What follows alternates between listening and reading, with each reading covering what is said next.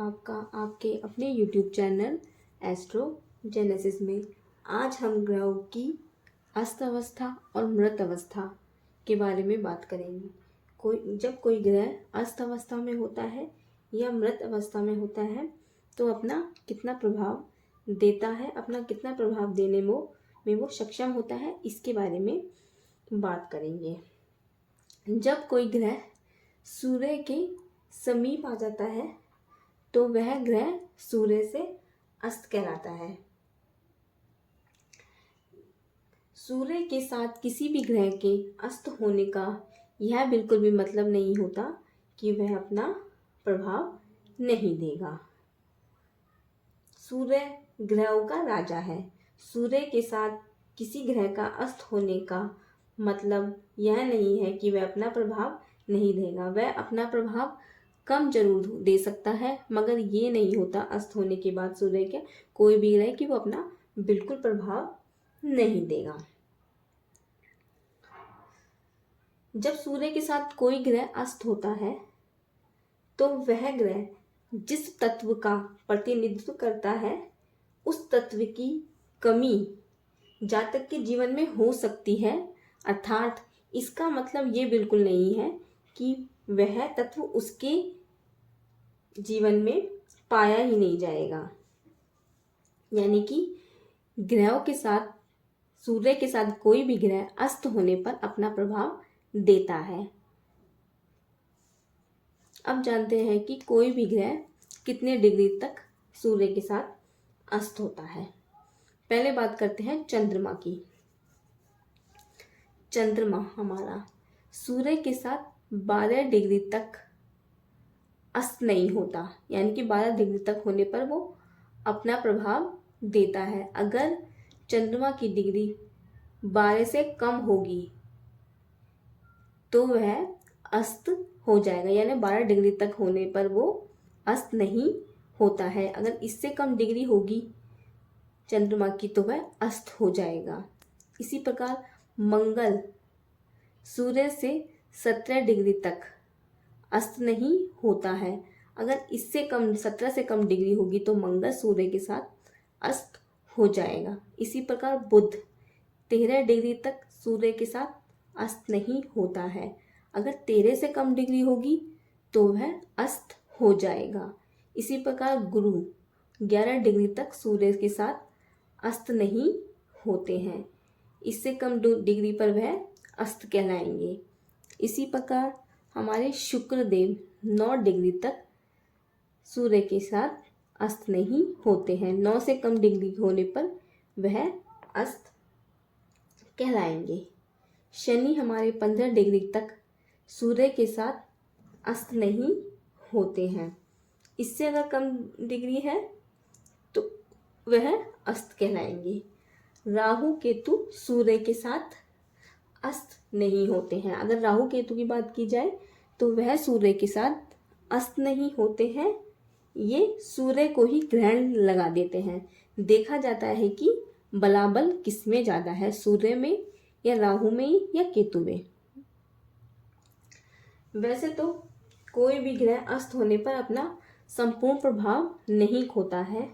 ग्रहों में सूर्य के साथ अस्त होने पर कोई भी अपना संपूर्ण प्रभाव नहीं खोता है। बस इतना कहा जा सकता है कि वह अपना पूर्ण प्रभाव देने में सक्षम नहीं होता, यानी कि वो अपना शायद पूरा प्रभाव ना दे, पर अपना वो ऐसा नहीं कहा जा सकता कि वो प्रभावहीन है। कि कोई ग्रह अगर किसी की कुंडली में अस्त है तो प्रभावहीन है, ऐसा हम बिल्कुल नहीं बोल सकते, ऐसा हम बिल्कुल नहीं कह सकते। अब एग्जाम्पल से समझते हैं हम एग्जाम्पल से समझते हैं कि कोई ग्रह कैसे अस्त होता है। सूर्य यहाँ पे अगर माना 10 डिग्री का बैठा हुआ है और चंद्र यहाँ पे हमारे 5 डिग्री के बैठे हुए हैं, तो दोनों की डिग्री में कितना डिफरेंस हुआ? सिर्फ 5 डिग्री का, केवल 5 डिग्री का। और चंद्र हमारे 12 डिग्री तक अस्त नहीं होते हैं। अगर 12 से कम डिग्री है तो वो अस्त हो जाएंगे। तो इसमें कितना डिफरेंस है? सिर्फ 5 डिफरेंस है। तो यानी कि चंद्रमा हमारे सूर्य से अस्त है। चंद्रमा हमारे सूर्य से अस्त है। अब माना कि यहाँ पे सूर्य की डिग्री, चंद्रमा की डिग्री हमारी 20 हो जाए या 18 हो जाए, तो डिफरेंस हमारा कितना हो जाएगा, 12 से ज़्यादा हो जाएगा डिफरेंस। तो इस अवस्था में चंद्रदेव हमारे अस्त नहीं होंगे, चंद्रदेव हमारे अस्त नहीं होंगे। इसी तरह से सूर्य जहाँ बैठता है वहाँ से अपने एक घर पीछे और एक घर आगे भी ग्रहों को अस्त करता है। उसमें भी देखना होता है कि डिग्री में कितना डिफरेंस है, आगे और पीछे की डिग्री में कितना डिफरेंस है। अगर चंद्रदेव बैठे हैं आगे या पीछे तो 12 डिग्री तक डिफरेंस होना चाहिए, यानी कि 12 डिग्री से डिग्री कम नहीं होनी चाहिए। अगर 12 से कम डिग्री है तो सूर्य अपने एक घर पीछे के और एक घर आगे के ग्रहों को भी अस्त कर देते हैं। इसी प्रकार मंगल सूर्य के साथ अगर 12 डिग्री तक है तो वह अस्त नहीं होगा, और वो 12 डिग्री से कम बैठा हुआ है, मतलब सूर्य और मंगल की डिग्री में 17 से कम डिफरेंस है, तो वह अस्त हो जाएगा। इसी प्रकार बुध अगर यहाँ बैठे हुए हैं और सूर्य और बुध की डिग्री में 13 से कम डिफरेंस है, तो सूर्य देव यहाँ अस्त हो जाएंगे। इसी प्रकार गुरुदेव अगर यहाँ बैठे हुए हैं सूर्य के साथ, मतलब कहीं भी बैठ सकते हैं वो, अगर वो सूर्य के साथ 11 डिग्री से कम है तो उस अवस्था में वो अस्त हो जाएंगे। इसी प्रकार शुक्रदेव सूर्य के साथ कहीं भी बैठे हुए हैं और दोनों की डिग्रियों में डिफरेंस 9 से कम है तो वो अस्त हो जाएंगे। इसी प्रकार शनिदेव 15 से अगर कम डिफरेंस है सूर्य के साथ डिग्री में, वो कुंडली के किसी भी भाव में बैठे हुए हैं, तो सूर्य शनि को अस्त कर देंगे। सूर्य जहाँ बैठता है वहाँ से एक घर आगे और वहाँ से एक घर पीछे भी ग्रह को अस्त कर देता है, यह भी देखना जरूरी है। बुध एक ऐसा ग्रह है जो अस्त रहने के बावजूद भी अपना प्रभाव देता है, अपना पूर्ण प्रभाव देता है, उसके प्रभाव में कमी नहीं होती है। आपकी जन्म कुंडली में कोई भी ग्रह अस्त अवस्था में है तो वो कमजोर जरूर होगा, लेकिन जिस भाव का वह स्वामी होगा उसका संपूर्ण प्रभाव वो नहीं दे पाएगा, लेकिन वह अपना, ऐसा नहीं है कि वह अपना पूर्ण प्रभाव खो दे। अस्त ग्रह की दृष्टि जहाँ पड़ती है तो वो कमजोर जरूर होते हैं, लेकिन इसका मतलब ये नहीं है कि वो प्रभावहीन है, वो प्रभाव नहीं देंगे, हम ऐसा बिल्कुल भी नहीं मान सकते।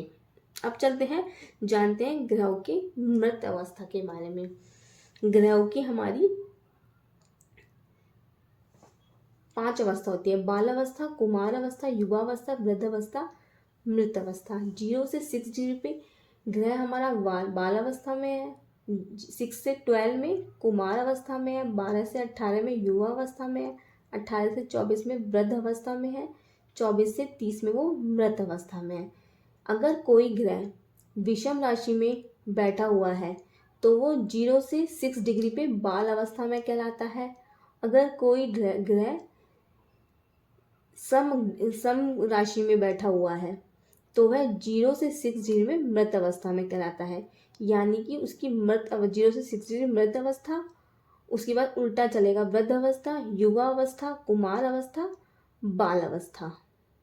अगर विषम राशि में बैठा हुआ है तो सेम यही सीक्वेंस रहेगा, 0 से 6 से बाल अवस्था, 0 से 6 डिग्री से बाल अवस्था, 6 से 12 से कुमार अवस्था, 12 से 18 से युवा अवस्था, 18 से 20 तक वृद्ध अवस्था, 20 से 30 तक मृत अवस्था। लेकिन अगर कोई ग्रह सम राशि में बैठा हुआ है तो उल्टा चलेगा, यानी कि 0 से 6 से मृत अवस्था, 6 से 12 वृद्ध अवस्था, 12 से 18 युवा अवस्था, 18 से 24 कुमार अवस्था, 24 से 30 बाल अवस्था, यानी कि उल्टा चलता है। कोई ग्रह अगर मृत अवस्था में बैठा हुआ है तो इसका मतलब ये बिल्कुल भी नहीं होता है कि वह ग्रह मृत है, अपना प्रभाव नहीं देगा, ऐसा हम बिल्कुल नहीं कह सकते। मृत होने पर भी ग्रह सेम अस्त होने की कंडीशन के, जैसे कि कोई ग्रह अस्त होता है तो ऐसा नहीं है कि वो सूर्य से अगर अस्त है तो अपना प्रभाव नहीं देगा, उसके प्रभावों में कमी आती है। पर बिल्कुल ऐसा नहीं कहा जा सकता कि वो अस्त होकर अब बिल्कुल प्रभावहीन हो जाएगा, प्रभावहीन नहीं अपना प्रभाव नहीं देगा। इसी प्रकार मृत, यही कंडीशन मृत अवस्था में भी, ग्रहों की मृत अवस्था में होने पर भी लागू होती है। अगर कोई ग्रह मृत अवस्था में बैठा हुआ है, यानी कि उसकी डिग्री 24 से 30 है विषम राशि में होने पर, तो वो अपना प्रभाव नहीं देगा। नहीं, वो अपना प्रभाव देगा। उसके प्रभाव में कमी आ सकती है, लेकिन ऐसा हम बिल्कुल नहीं कह सकते कि वो अपना प्रभाव नहीं देगा। इसी तरह अगर कोई ग्रह 0 से 6 डिग्री में सम राशि में 0 से 6 डिग्री में मृत अवस्था में बैठा हुआ है, तो हम ये बिल्कुल नहीं बोल सकते कि वो अपना प्रभाव नहीं देगा, वो प्रभावहीन है। उसके प्रभाव में कमी आ सकती है, परंतु वो अपना प्रभाव देगा। जहाँ का वो स्वामी है, जहाँ वो दृष्टि डालेगा, वहाँ वो अपना प्रभाव देगा। अगर किसी की भी कुंडली में कोई ग्रह अस्त अवस्था में या मृत अवस्था में बैठा हुआ है और वो उस जातक की कुंडली का योग कारक ग्रह है, अच्छा ग्रह है, अच्छे फल देने वाला ग्रह है, तो जिसकी भी कुंडली में कोई ग्रह अगर अस्त सूर्य से अस्त अवस्था में और अगर मृत अवस्था में बैठा हुआ है, तो वह उस ग्रह का रत्न पहनकर पूजा पाठ करके उस ग्रह के प्रभाव को बढ़ा सकते हैं, ताकि वह मृत होने पर या अस्त होने पर रत्नों के माध्यम से, पूजा पाठ के माध्यम से भलाबल उसका बढ़ाकर हम उसके पूरे प्रभाव ले सकें। अगर हमारी कुंडली में वह योग कारक है। अगर वह हमारी कुंडली में योग कारक नहीं है, मारक है और उसकी डिग्री कम है, वो मृत अवस्था में है या फिर अस्त अवस्था में है, तो हमें कोई ज़रूरत नहीं है उसके प्रभावों को बढ़ाने की। वो हमारे लिए अच्छा ही है, वो हमें नेगेटिव रिजल्ट देने के लिए बाध्य नहीं होगा, यानी कि उसके नेगेटिव रिजल्ट अस्त होने की या मृत होने की अवस्था में कम हो जाएंगे। ऐसा नहीं है कि हमें बिल्कुल नहीं मिलेंगे, पर हम ऐसा कह सकते हैं कि वो कम हो जाएंगे, हम उन्हें कम कह सकते हैं। तो होप आपको अच्छे से समझ में आ गया होगा कि कोई ग्रह सूर्य से कितने डिग्री पर अस्त होता है और कोई ग्रह अस्त होने पर अपना कितना प्रभाव देता है, और कोई ग्रह मृत किस अवस्था में होता है, और कोई ग्रह विषम राशि में कितने अवस्था में मृत होता है और सम राशि में कितने अवस्था में वो मृत होता है। ये अपने अच्छे से जान लिया होगा।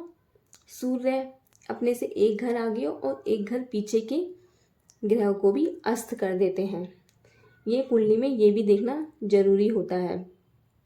चंद्रमा 12 डिग्री तक अस्त नहीं होते हैं, मंगल 17 डिग्री तक अस्त नहीं होते हैं, बुध 13 डिग्री तक अस्त नहीं होते हैं, गुरु 11 डिग्री अस्त नहीं होते हैं, शुक्र 9 डिग्री तक अस्त नहीं होते हैं, शनि हमारे 15 डिग्री तक अस्त नहीं होते हैं। तो आपको ये वीडियो कैसा लगा? आज के लिए बस इतना ही। नेक्स्ट पार्ट में कुछ और सीखेंगे। तो प्लीज़ अगर आपको मेरी वीडियो अच्छी लगी है तो लाइक करें, शेयर करें और सब्सक्राइब करें।